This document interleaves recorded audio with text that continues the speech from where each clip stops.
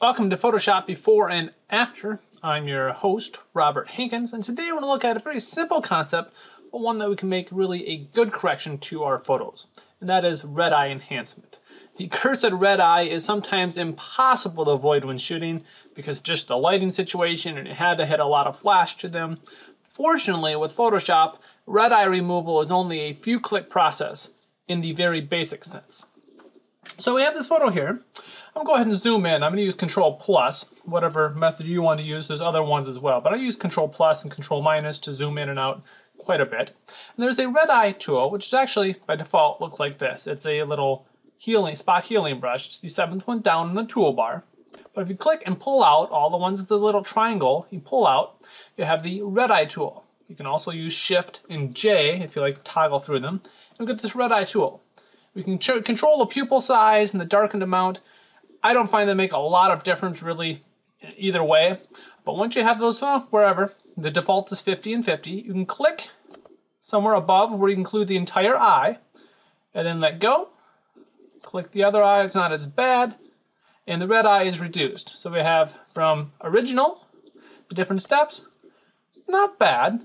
The red eye tool is a very quick and simple way of removing red eye, but I like to use the color replacement tool, which is actually over here in the toolbar right below it, and the default is the brush.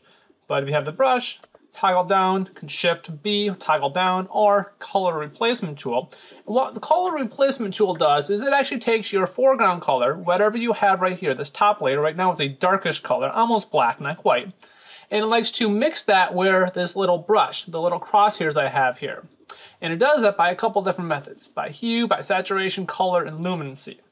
I find for most purposes the saturation is really what I want to do to help with red eye. You can experiment with some of these other ones if you like, but it's taking that foreground color, say I had maybe a blue, more of a natural eye color, do saturation, and it really looks odd with the saturation version. Do hue, it's just too much. It really isn't working. So what I find, I usually, not quite black, but somewhere in the darker gray region, maybe a hint of blue in there. Something like that. I want it to be completely black like the red eye tool. It was easy, it just didn't look great. Remember saturation, and usually about 20 tolerance. You can play with it a little bit more, a little less, depending on your taste. And I just kind of click in there, and click on the other eye, and our before and after is that to that. Not bad.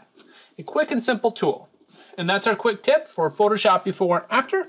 Thanks for joining us. I'm Robert Hankins with QualityPhotoCourses.com.